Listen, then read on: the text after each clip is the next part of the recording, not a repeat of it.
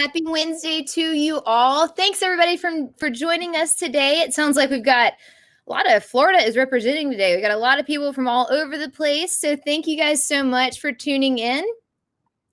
This is the fourth and final installment of our Self-Publishing 101 Masterclass series.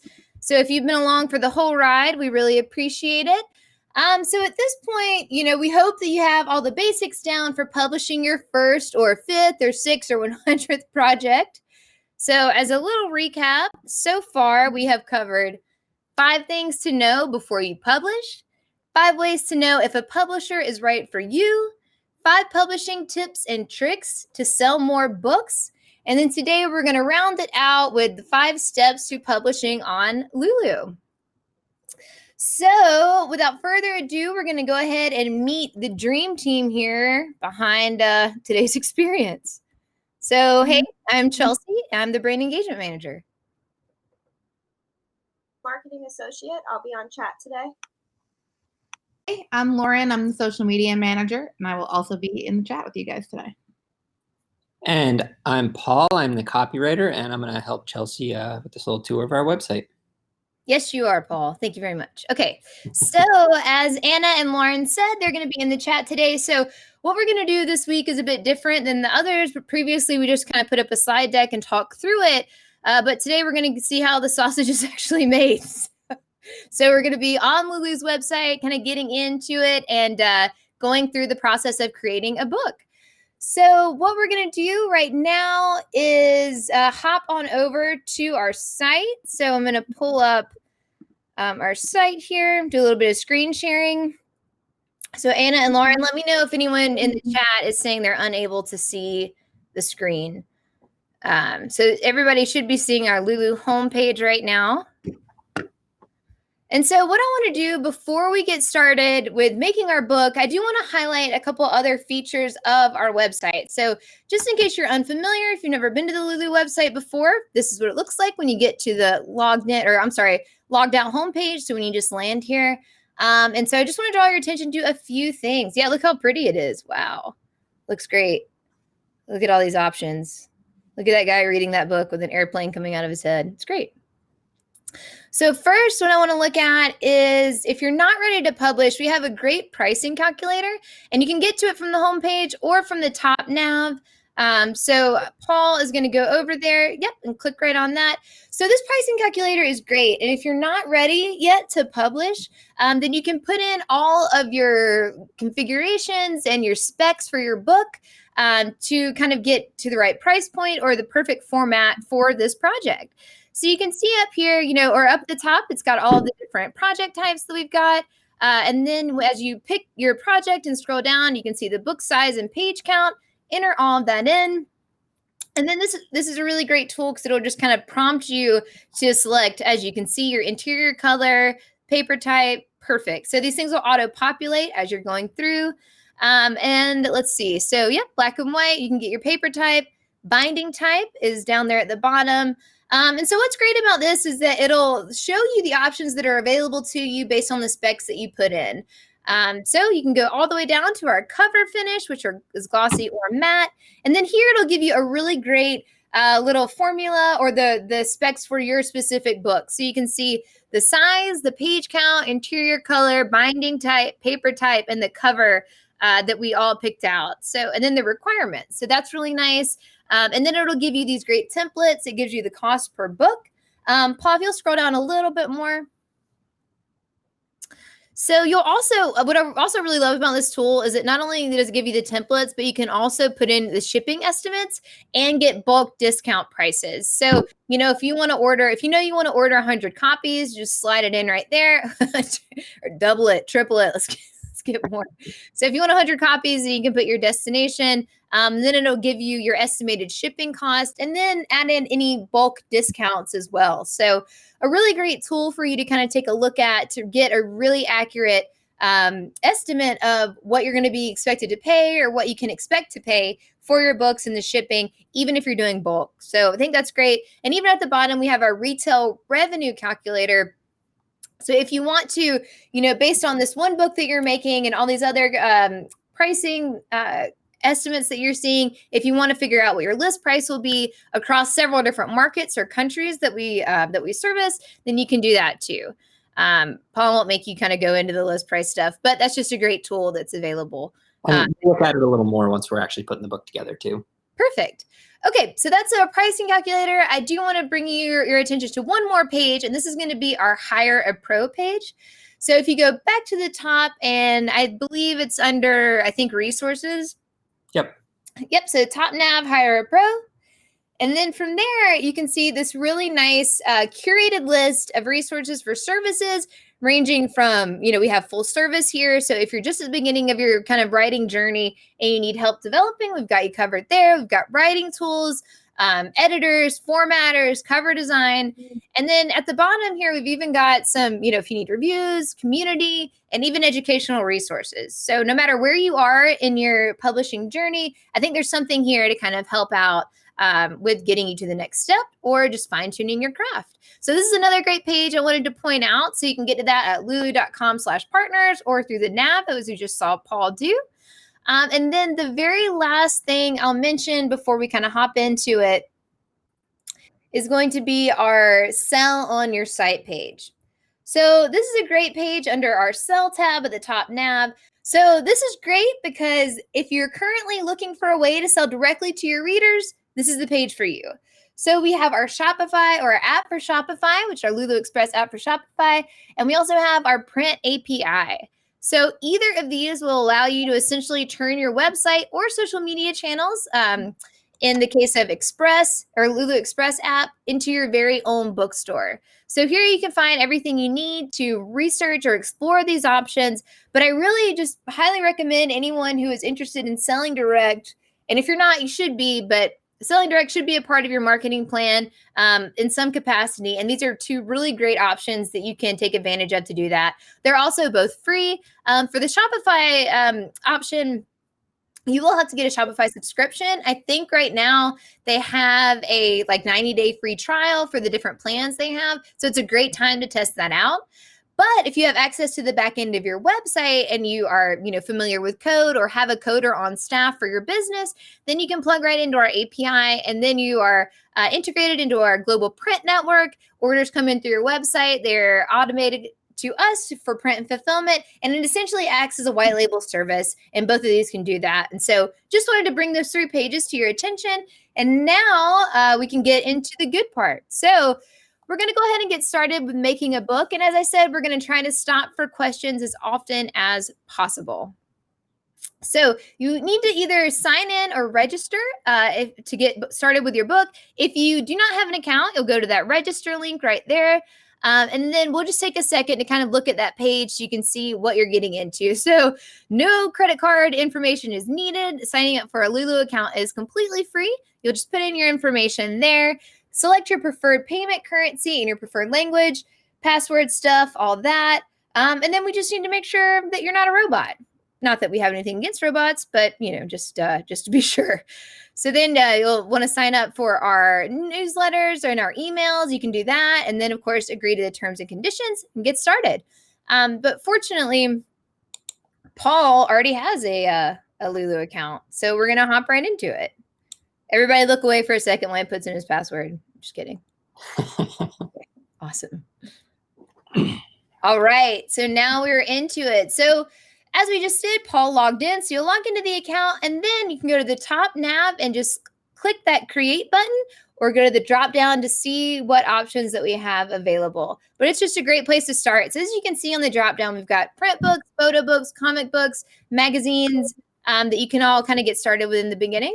Oh, and yearbooks and ebooks. So we run the gamut of what you can create here. And when you select print books, here's what you're going to see. So we'll scroll down a little bit here to see this page is going to show you all of our popular book formats. You're going to be able to get template bundles and things like that as well. But we've already got all that sorted out. So we can just dive right in and go ahead and click create our book. All right, so thanks, Chelsea, for giving us a little look at the site here. And now I'm going to take over and kind of walk you all through the process of actually creating a book. So I will say I've already prepared my files, and I'll touch on some of the resources we have to help you out with that at the end of this process. But so we're just going to jump right into the actually uploading and publishing. So let's do a US Trade, a 6x9 book. So I'll click there. And that brings you into this screen where you have all of the steps in the design process to create your book. And we'll start, this first page is going to look a little bit like that calculator where you pick your product type. And what this does is it helps narrow down the options we provide because, for example, comic books use a very special paper that's designed just for comics. So when you select that, we know that you're making a comic book, and we don't show you all of the paper types you don't want to use. Likewise, if you pick photo book, we're going to show you the highest quality ink and paper options to help make sure that you create the photo book you're looking for. You won't ever have that problem again where you accidentally picked low quality paper for a photo book and then you got a book printed and the pages are all wavy and bleed through and stuff like that. So by narrowing it down right at the beginning, we help make sure that you get the book you want created. And then of course, under print book, that actually is going to give you every single option other than a couple of very specific ones like the photo book paper or the comic book paper I mentioned. But it's going to give you, like, I think 99% of the options you have available. So you can always kind of customize your book if you need to under that print book one. We'll scroll down a little bit here. The first thing we do after we pick our product type is a goal. So what we do here is we're helping you decide how many steps in this process you need to take. If you're creating a book that you're just going to use us to print and have shipped directly to you, say you want to make a memory book for your family and you're going to give it as a gift and you're only ever going to order 10 copies of it. You just need us to print your book. And when you select print your book, you'll notice, as I scroll back up, these options are all locked because just to print a book, you don't need to do any of these things. All you need to do is tell us you're printing a book and then upload your files. So we streamline the process to make it really easy for our customers that just need to get some books printed. On the other hand, if you're publishing, you want to sell on our site, you want to sell through our distribution network, you pick the publish your book option, and you can do one or the other. And that will go through a much richer process where you'll see these are all unlocked. The review one is still locked, but we'll get to that in a second. These other options are all unlocked now, and you'll be able to go through and actually put in all of the metadata and information we need to publish and sell your book. Last part of this first step here, we got to put some details in. So we'll just call this test book. We'll select the language for the book. Now this language doesn't define how it's written on the inside of the book. That's all going to be built based on your file. This is the language that we put in the metadata. So when you send your book through distribution or you put it on our store, we provide this information to readers. So you want to make sure if you've written your book in English and the file is in English, you select English. Likewise for any other language. And then a bookstore category, which is optional. This is done through the Lulu Bookstore, so you're telling us how to categorize it. I'm just going to pick fiction general here. And we'll touch on some more in-depth categorization in just a moment. On to the next step, we're going to fill some copyright information. So when you're publishing a book, there are two pieces or two steps in this process where you add a lot of metadata. This is information about the information, literally what metadata is. In the case of a book, it means information about your book. So whenever you publish, you always have the actual book itself, be it an ebook or a physical book that you're having printed and shipped. And then you have the metadata, which is the stuff that you see on the page where you buy it, such as the description, the title, the author, the ISBN, the copyright year. All of that is encompassed by this idea of metadata. And we grab that information in two different steps, on this copyright step and also the details step a little later. So let's get into adding some of that metadata for the copyright. So here you'll see it populated that title I created on the first step. I want to note very importantly here, the title I entered on the first step is your project title. That title on the first step exists in Lulu only.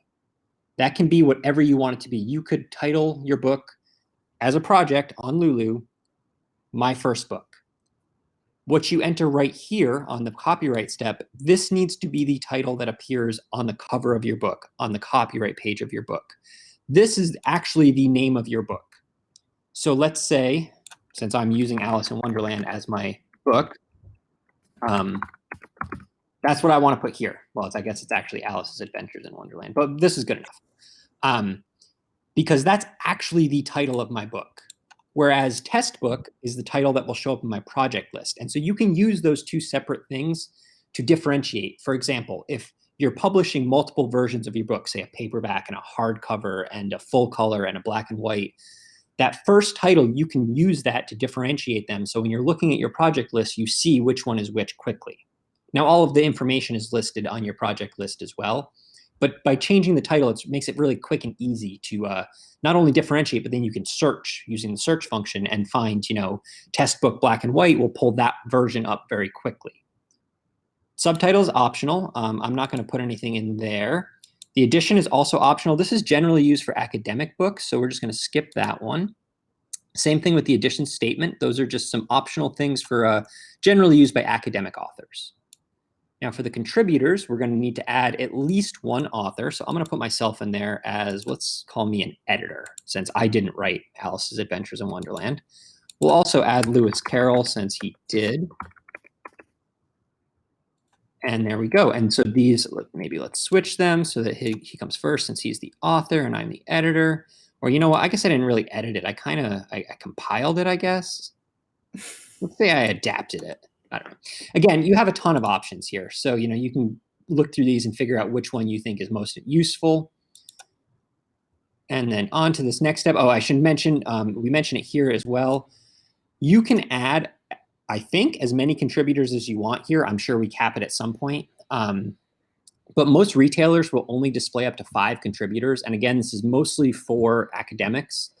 But if you've got a lot of authors, or say you've written, you've edited a short story collection with like 30 different authors and short stories, you have to kind of be conscious of how they're going to appear on retail pages when you're adding these authors here. Next step, we're going to apply the copyright information. So we do normal all rights reserved copyright, which is what I would advise for 99% of authors. If it's your book and you own the rights to it, you wrote it, definitely add this here. This does not register the book with the US Copyright Office. That is something that you're responsible for doing yourself. All we're doing is we're marking down in our data, in our database, that you have said to us, I wrote this in this year. That's useful, that's important, but if you ever have any concern that someone may use your content illegally, you should make sure that you have it registered with the Copyright Office. That makes it much easier to retain the claim to your rights. But under all copyright laws, as soon as you have created a piece of intellectual work, it is yours. So this is just that layer to make sure that we are acknowledging that with you. We also allow for Creative Commons copyrights for things that are licensed to be used. So if you've written like a manual or textbook that you more than happily will allow people to pull pieces of and use in their own work, use that. Or say public domain, which is actually what I'm doing today, is writing publishing a public domain book, but we're not going to fully publish it to the store, so we're not going to worry too much about it. But if I was actually going to publish this version of Alice in Wonderland, I would list it as a public domain work. And the last step here is getting an ISBN. So if I select this use one I own, I enter all of the information that I entered when I bought the ISBN, and I assign it. I definitely advise that for authors that are going to publish more than one book. That way your ISBNs will be sequential, they'll be under your own name, and they're just not that expensive to buy like a batch of 10 of them that I think it's pretty worthwhile. But if you're a first-time author, or you just aren't going to publish that many books, or even if you just don't worry too much about it, you can use one for free. Lulu buys a whole bunch of them and we make them available to you freely. Just click that Get an ISBN button. You'll notice we reserve it for you for 6 months. Oops, screen updated there. What that means is that if you assign an ISBN, as I just did, here's my ISBN number. Oh, God, I said ISBN number. We assign this to the book that you've just created, so that number is mine for 6 months. If I don't publish within that 6 months, we're going to notify you and we're going to say, hey, you didn't publish this book. We're taking that number back so someone else can use it. Of course, you can always go back in and reassign another new one if you need to at that point. But we just want to make sure that we had a problem in our old system where people would sit on these ISBNs for years and years and years, and that left thousands of ISBNs just unused. So we want to make sure everyone has access to these and can use them, so we reserve them for a period of time. That said, once you've clicked the publish button, that ISBN is 100% yours forever.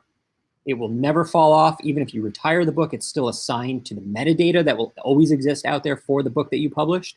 That ISBN is yours. Right here, you can download the barcode to add to your cover, or you can remove it if you did this by mistake. All right, let's get to the fun part. This is Hey, Paul, really quick. I'm just a couple questions came up. So for Rick Ryan asked, how long does it take to get an ISBN? So as you saw, if you take a Lulu one, or if you choose to use one of the ones we have, then it's immediate. Paul, do you know how long if you buy your own? I mean, is that also immediate? I'm not sure that process. I don't have the exact answer for you. I believe it varies.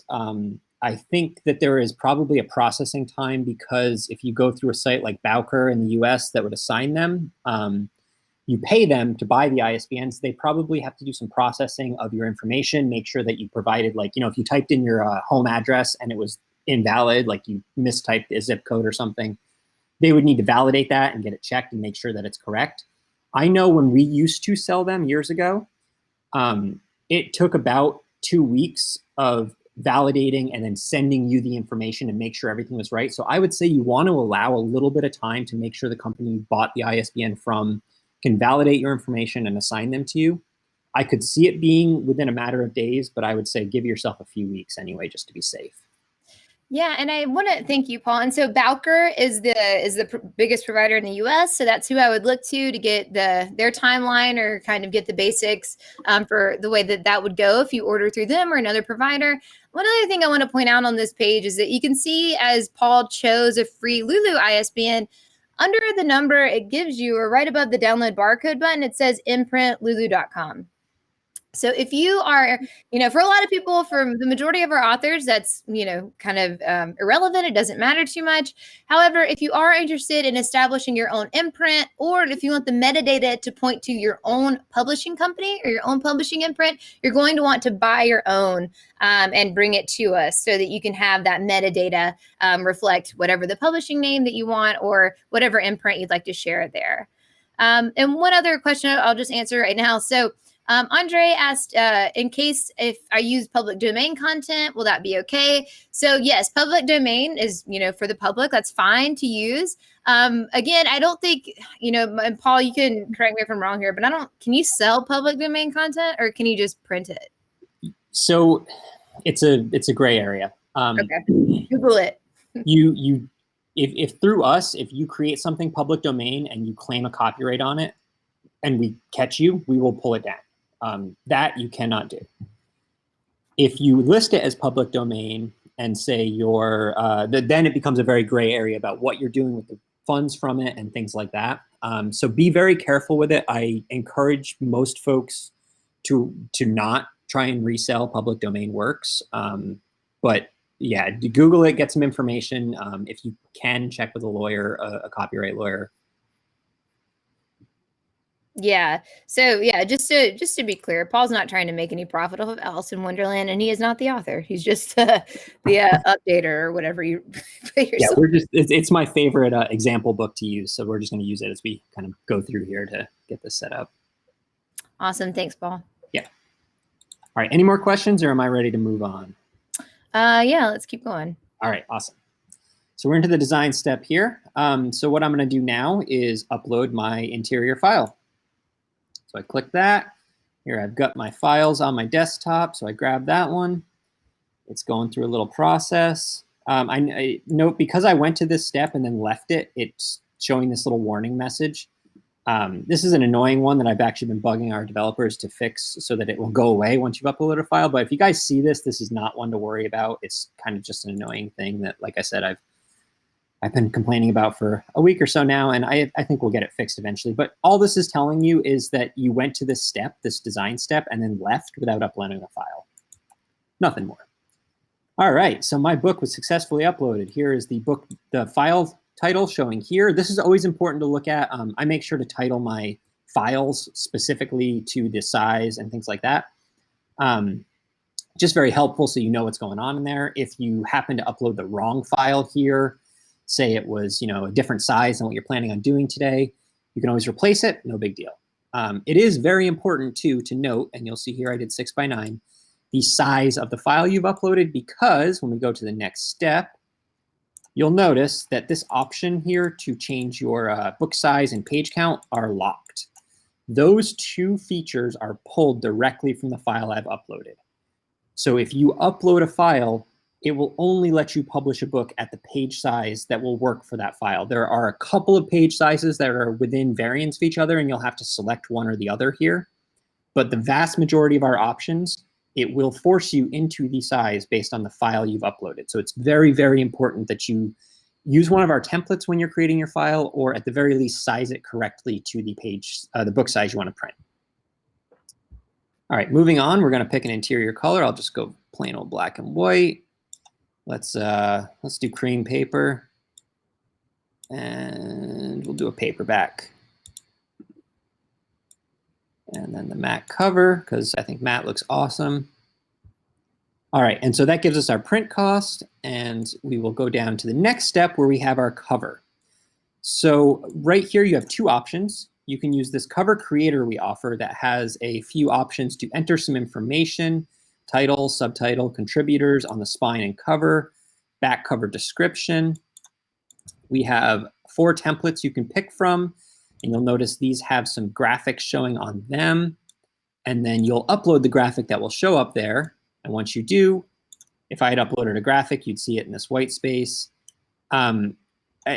I know for a lot of people who have used Lulu, you look at this and it's fairly mediocre. So I'm just going to say to the folks that happen to be on this webinar and let you all know, we are working on a much, much better cover creator. The one that you see on this site right now is kind of a stopgap while we get our site set up for this better one. But I recently looked at some of the mock-ups for this new one. It's going to be very nice, very simple. I would say if you used our old cover creator and you liked it, you will very much like this new one. So the other option you have for covers is to upload your own. When you can, oops, sorry, jumped down a little there on you. When you can, I advise always having your own cover created. If you're just doing a book, like I said, for like a single print run of a few books to give to friends and family, sure, use our cover creator because, you know, it's not a big deal. But if you're trying to sell your book, you want a really nice, professionally designed cover. And that means either, you know, having some graphic design skills yourself and doing it yourself, or hiring a cover designer. You'll see here too, we provide a template. The nice part about this template is the spine is sized to the page count. So you'll notice my book is 84 pages. And then if you look down here, the dimensions are showing specific to that page count. So this template will have the spine preset. That's really helpful if you're trying to build a cover yourself, to have that kind of showing and available to you so you know that you can kind of set things up. Luckily, I've already done that. Got this cover right here, so we'll upload it. And our system is taking a look to make sure that it works. Just give it a second, and bam, it was happy, which thank goodness, because I checked them all earlier and it was working. So last part here, we've got this thing, which is like one of my favorite parts of our creation process now, is this preview tool. So this is a live preview of the book based on the files I have uploaded. We've got these trim lines and margins and folds and whatnot that you can turn on and off. These are great because it shows you some of the things that are going to get done in the printing and trimming process. Particularly keep an eye on that bleed, this magenta one here.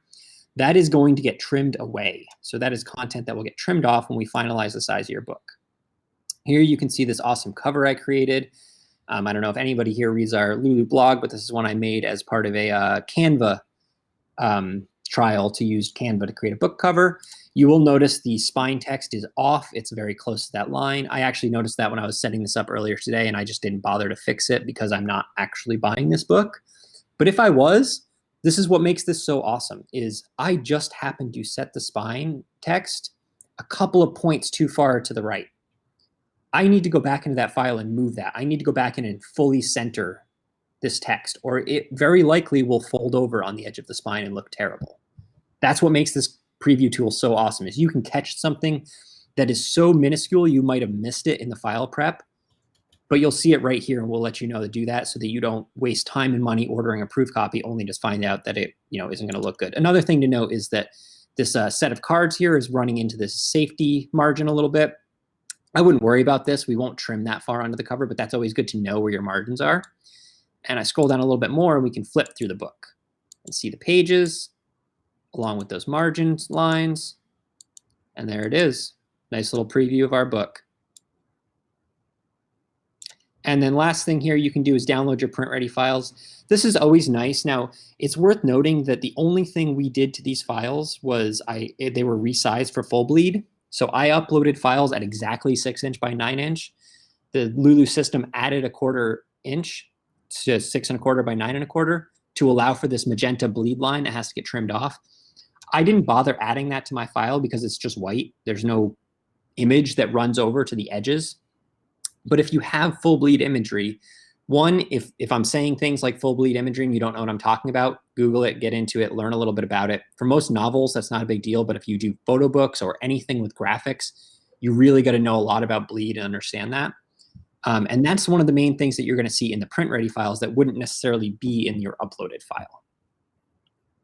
And do we have any questions on this one before I jump to that next step? No, I think that we're good to go. Awesome. That means I'm doing such a good job of explaining it. That's exactly what that means. All right. So this detail step is the last piece of metadata we're going to need to pull in. We're going to pair this with the stuff we learned in the copyright step to build the metadata for your book. So here we're going to do a description.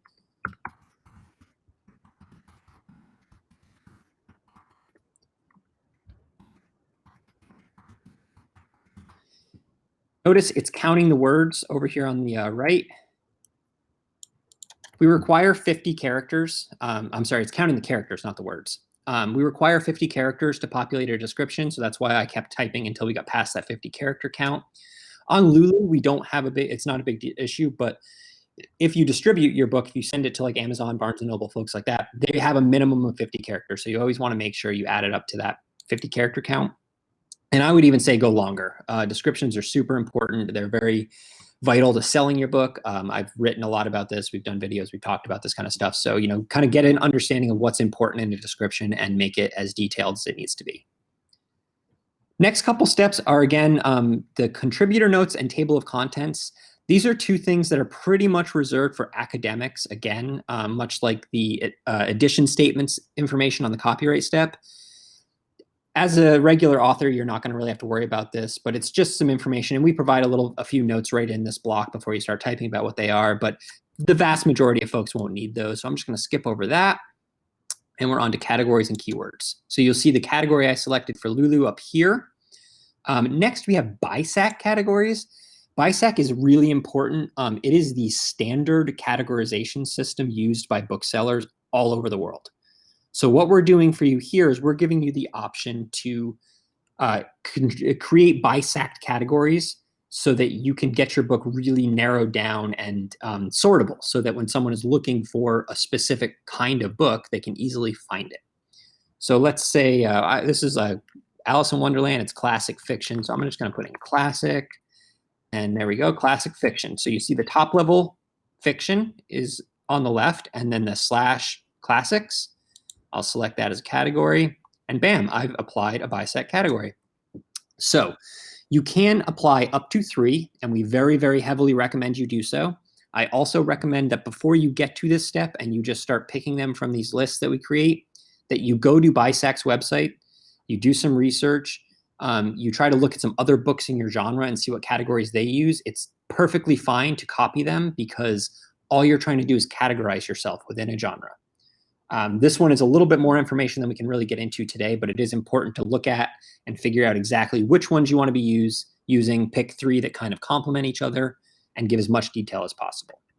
And then finally, excuse me, some search keywords. So we'll just do Alice, Wonderland, Lewis Carroll.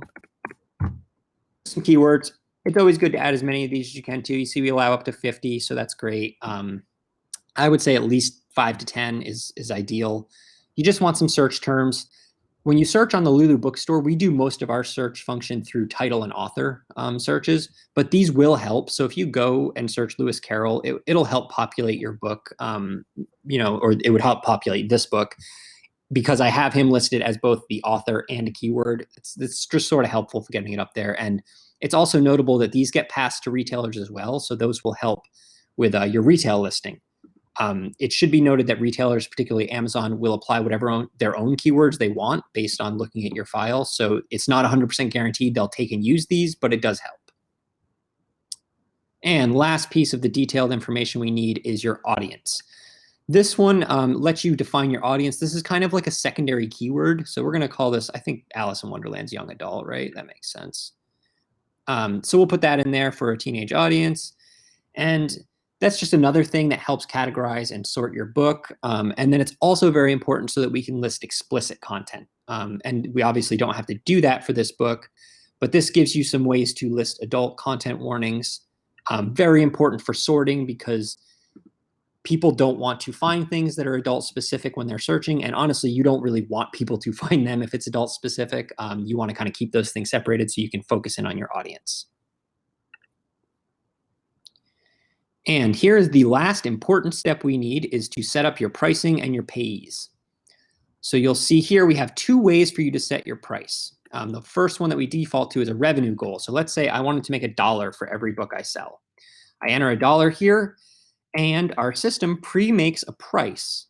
So this is exactly the price that you would have in US, euros, Australian dollars, British pounds, and Canadian dollars. At that price, it will sell and earn you $1 for every sale in each of those currencies. And then if you scroll down, you see the breakdown. So you'll notice on Lulu, you actually make significantly more for each sale. It's because when you enter a revenue goal, it sets it to the channel, the either Lulu's bookstore or distribution, as a minimum for each of those channels. And you'll notice here that the euro one is actually 89 cents and the pounds is 81 cents. That has to do with conversion rates and some accounting things that I don't know enough about. It's a little tricky to kind of zero it in on each of those. And because I am using US dollars as my primary currency, when I set a revenue goal, it gives me a revenue, it gives me that revenue goal for US, and then it converts it to the other ones. So it's a little tricky there, but I really like the revenue goal feature because it gives you a way to, even if you don't set your price by the goal, it gives you a way to see how much a book would have to cost to a buyer for you to make a certain amount. And it's always notable to see the distribution fees that are in here. That's the reason you make more when you sell on Lulu versus a retailer, is because the retailers are sucking out some fees. So yeah, that's just always important to note. The other option is to set it to a fixed list price, and that's where I actually control the price directly. So let's say I want it to be $9.99 in US and $9.99 in pounds, and I'll just leave the other ones. But, you know, and this is the one that most people will probably use because it's nice to have a nice, you know, $1.99 price point, kind of more common for what people will see on web stores and things like that. And then again, you get your breakdown of how much you'll make on each channel. And that's the information that we have for those. The other thing to note is that if you do an ebook, there'll be a third option where you can list it for free. All right, and last thing we need to do here is set a payee. So I've got this one I preset for myself here. Quickly, we'll look at the adding a new payee involves adding a lot of information. We need to know who you are, how you want to be paid by check or PayPal, and you'll note the minimums here that we list. Again, if you're new to the selling books world, get into our knowledge base in our blog and read some of the information we have about this. There's a lot of it that goes into it here. We list a little bit here, but it's really good to kind of get deep into that and know what you're talking about. One thing to note that I had to ask one of our accountants the other day about this tax ID number is synonymous with a social security number in the US. Again, it was one of those little things where they put the wrong piece of information there under tax ID, but it should say tax ID or SSN. So yeah, if you're setting this up and you see that and you're like, where do I put my social? It's right there. We also give you the option to download our a zip file of tax forms. And so if you are selling and you don't apply a tax form, sales in the US, we have to take the applicable taxes based on the state that you sell, that the book ships to, or based on the state that we are printing in. So to be safe, we take out the maximum amount of taxes that we can. You'll get a lot of that back, but if you want to just avoid all of that, fill out a tax form, tell us that you're a reseller or that you're a whatever it is, a self-employed or is a small business. There's all kinds of different ways you can set it up. And again, I'm not a tax lawyer, so don't take any of this as gospel. Just always do your own research on these. We just give you access to those forms that you would need to fill out. They're very simple. Drop them up in here once you know exactly how you want to declare your income. And that will set it up so that you don't get any withholdings based on laws requiring tax withholdings. All right, so we're going to not add that extra payee. We'll just have myself. But let's say I did have, like, I wanted to give Lewis Carroll a share of the book. I would add him as a payee, or maybe some foundation that I wanted to donate some of this money from this book. I could add that as a payee as well, and then I would set up a share split based on percentages so that I could take 20% as the editor and the author get 80%, or however we wanted to set that up. You can work on that there. Once your payees are made, you can always remove and edit them in here as well. Yeah, and Paul, I just want to, right before you move on, just highlight what you said about setting up a payee. So one great thing about Lulu, and one thing we see a lot of people take advantage of, is setting up other organizations or nonprofits, or, if you're creating a project to raise awareness or, raise money for a cause, then Lulu makes it really easy for you to set up the organization or group as a payee, and then the revenue from your sales will go directly to them. So it's a really nice way to, really champion any causes that are important to you. Yeah, we give the option to set an organization here.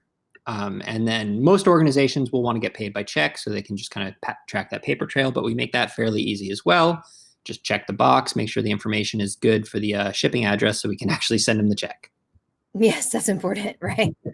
And most businesses and nonprofits and things like that, if you ask for the payee information that you want to give to make sure that they don't have any tax problems, they're always happy to get donations. So it's not hard to get that tax information from them that you need to set this up. All right. Do we have any final questions before I move on to the review? No, I think that we're okay to move on. Awesome. All right. So last step. Note that this one, the review had been showing a lock earlier. As I moved through the process, we get a little check mark for each one of these that are done.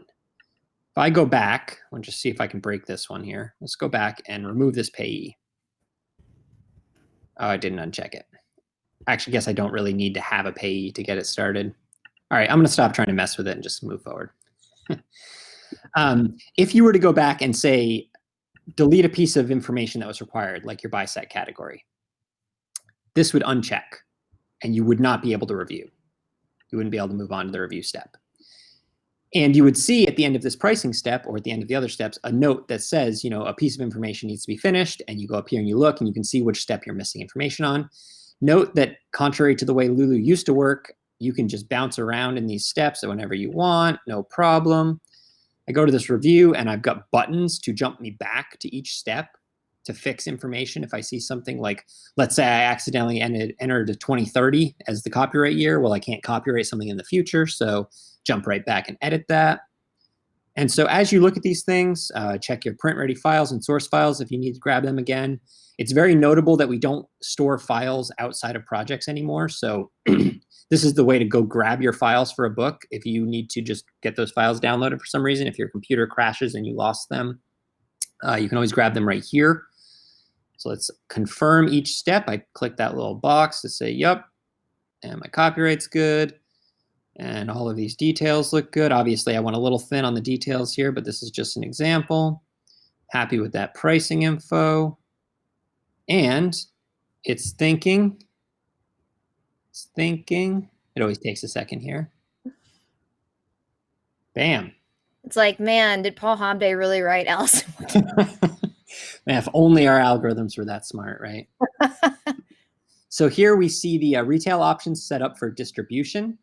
To send a book through our distribution process, you need to proof it. That means literally physically getting a proof shipped to you and looking at it. And then once you've done that, there'll be an option in your account to check it off and say, yes, I approve of this. It's one of the reasons I really stress using that preview tool in the design step before you get here to minimize any errors in proofing.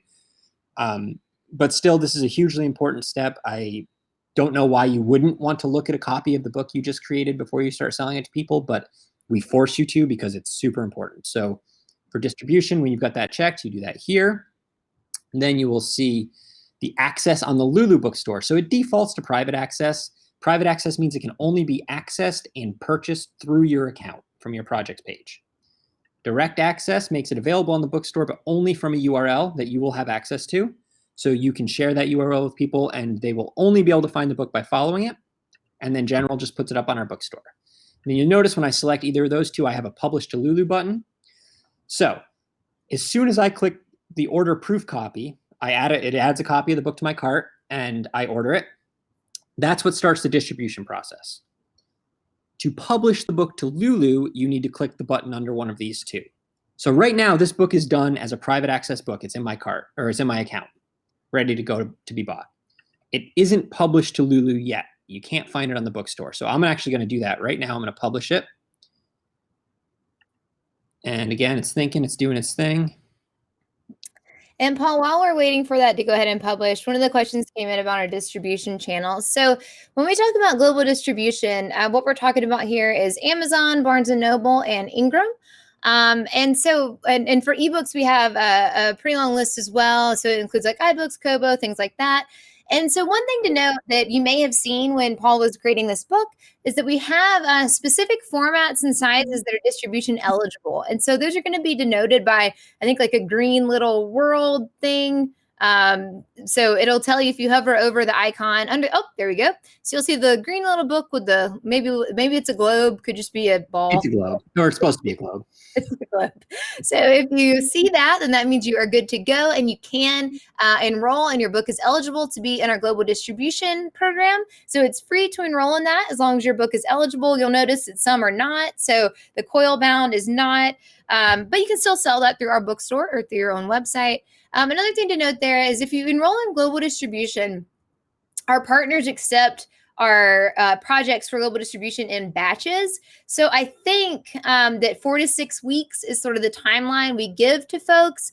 So it's not an overnight process. So if you need it done quicker than that, you're more than welcome to go outside our platform and upload your books directly to, whatever channel you're trying to get into. But if you want it all in one place, nicely kind of kept together, then you can do it all through Lulu. It'll take a couple weeks to get up there. It's just one thing I want to note. And also when your sales come in, they will be denoted by the channel that they're sold from. So you'll see what percentage you're selling through Lulu.com. You'll see the percentage through Amazon, through Ingram, and through Barnes & Noble as well. And it's the same for ebooks. So it's a really nice way to kind of keep everything in one place and see which sales channels are most advantageous for you.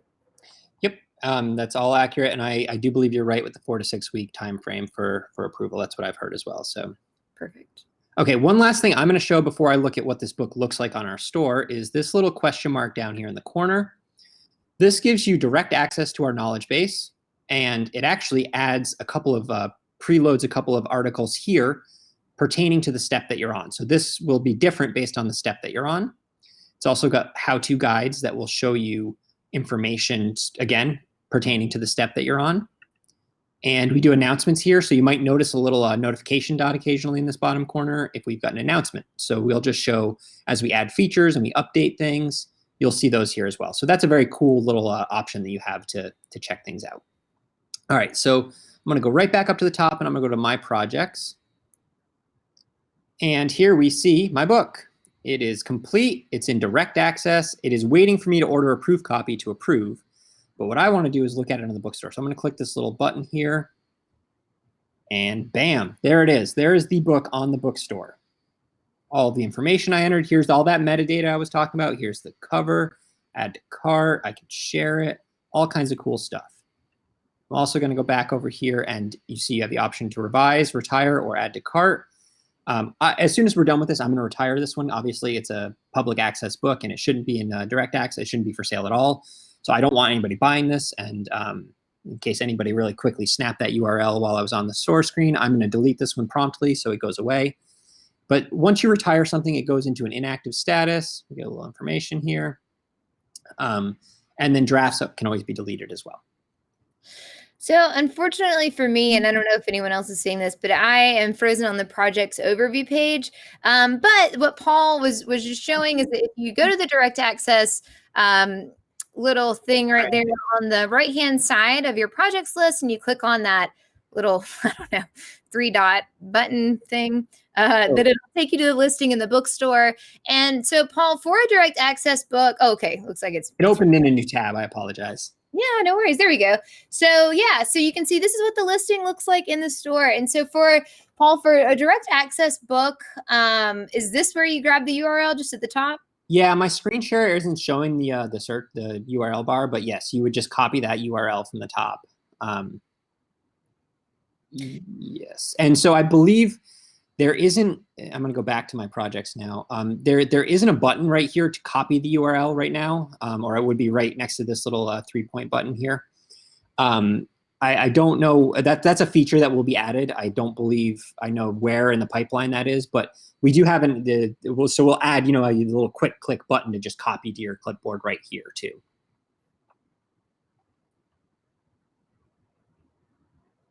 Perfect. Yeah, and Okay, so you know what? Oh, sorry, Paul.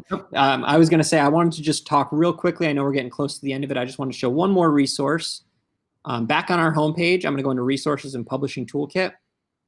This page has guides. So I cannot recommend enough this book creation guide. Not only because I wrote it, but because I worked for a long time with our print team and our graphics design team to put together something that gives you a ton of information about creating your files so that you can create a PDF file that will work perfectly with our site. So I can't stress enough how important that book is. And also, if you see something in there that's confusing or doesn't make sense, reach out to us, reach out to our support team or something like that and tell us, and they'll tell me and we'll update it. It's not set in stone, it's a living document, but it's very important that you understand the logistics of creating your file correctly so that it can be printed well. And the last thing we want is for you to print a book that you're not happy with. So that's why we put so much time and energy into making sure that this guide is available for you. It's rich with information, and it tries to give you all of the the high level and important details you need to get your book made. Yeah, so I'll just echo that. All those formatting guides are amazing. As you saw, we also have templates available. So earlier when we were showing we also have marketing guides, and this is great. The publishing toolkit's amazing. I'm sorry, Paul, you're probably going to go into that. Did I cut you off? Nope. I was looking for this drop down that has our templates. But yes. It lives on a whole bunch of different pages, and it gives you a bundle with a Word doc, PDF, InDesign file, sized, a cover for all of those as well, and some guidance on how to use them. It's not as in-depth as the book creation guide. It's more technical specs, but it does have some more information in there to help you prepare your book. Yes. So that's amazing that you can go ahead and download these templates or the bundles to go ahead and get started. I did see earlier, and this probably was answered by our wonderful people on the chat and comments right now, but I saw a question about uploading PDFs or if you need a PDF to upload. So on our platform, you'll need 2 PDFs to create your book. Or, as you saw Paul go through, you can create a cover on our site, and that tool will become more robust in the coming weeks and months. But for right now, if you want to get started or if you want to create your own cover, you will need a PDF interior file and a PDF of the cover file. So we have, the book creation guide. We have all these wonderful guides online. We also have in our toolkit, how to create a PDF from Microsoft Word. I believe we have one from Adobe as well. So we have a lot of resources to help you get that PDF format that we're looking for. But that is the only way that you can upload your book to our platform is if you have a PDF of the interior file and of the cover file. So if you are working with someone that's going to help with your formatting or your cover file, just make sure they know that the end product needs to be a PDF. Yeah, and I've written extensively for a variety of different softwares on our blog about details of how to go about creating a PDF from things like Word and Google Docs and InDesign and Affinity Publisher.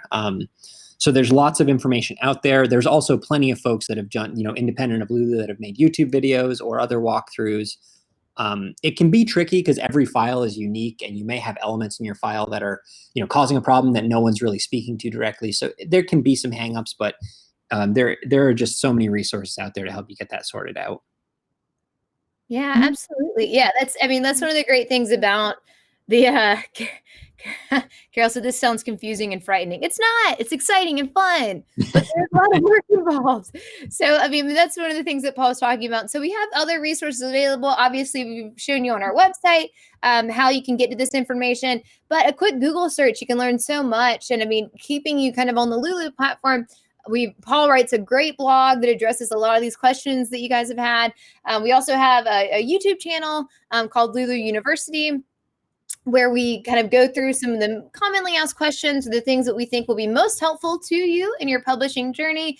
As an aside, we also upload all of our webinars there. So if this is either your first or last installment of this series that we're in right now, you can always go to our YouTube channel, just search Lulu University or Lulu Enterprise, and you'll be able to find all of our videos there, as well as past webinars that we've done. That should help you kind of get to that point where you're ready to publish. And then we have things that go, over marketing and cover design and formatting. Everything that we feel like may be helpful to you is stuff that we've put up there.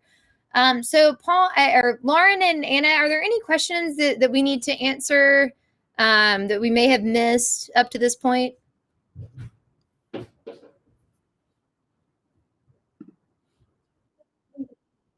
Chat and the comments below.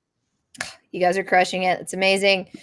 All right. So a couple things to keep in mind. As I said, we will be sending out a recording of this video. So if you came in late, or if you had to leave early, you're not hearing this right now, but you'll get the recording once it's up and available.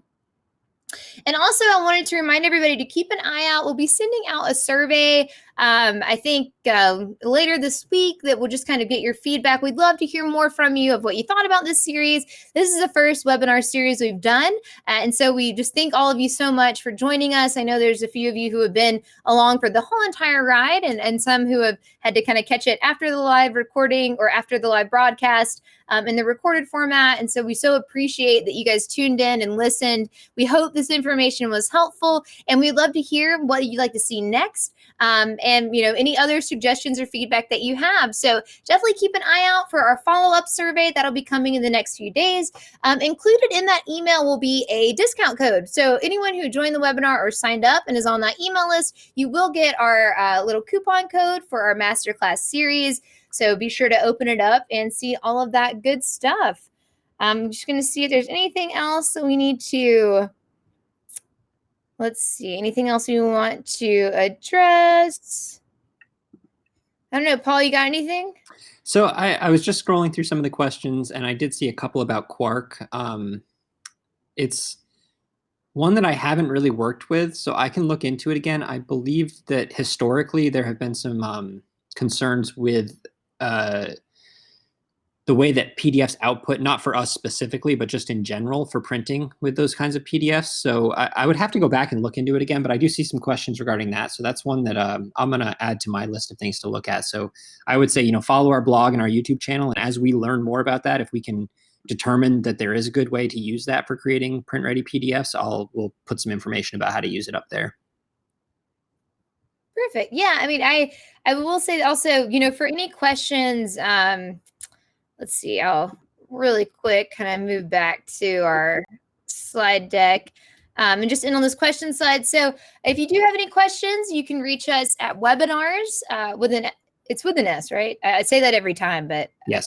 Yes, so webinars with an S at lulu.com. You can also follow us on social media at Lulu, DOTCOM, or YouTube, Twitter, Instagram. We're also on LinkedIn a bit here and there. So please, feel free to follow us to get the most up-to-date information about what we have going on, and check out new cool projects that we have that we are featuring there. As I mentioned, lulu.com/blog is a great resource. Paul keeps that really updated with some wonderful content that ranges from, like I said, anything we feel like would be helpful in your publishing journey. And this includes reviews of softwares and writing platforms. So it's a great way to kind of stay on top of your game. And yeah, so I think there's some great ways to follow us, and we're coming down to the end of it. So I think we'll end class a bit early. I'll give you guys a minute and a half. If no one has any other questions for us, then I'll let you go on to what we hope is a wonderful day. So thank you again to everybody. I just want to give a big shout out to Paul, Anna, and Lauren, who have done such a fantastic job putting this together. Huge shout out to Paul. It's a bit nerve-wracking to go through, the website live, because I feel like that is just asking for something to break or fall apart. Nothing did. So that was a huge success. So thank you so much, Paul. And thanks everybody for tuning in. And we'll see you on the next one. So I hope everyone has a great day, and thanks so much for joining us. Bye, everybody. Bye.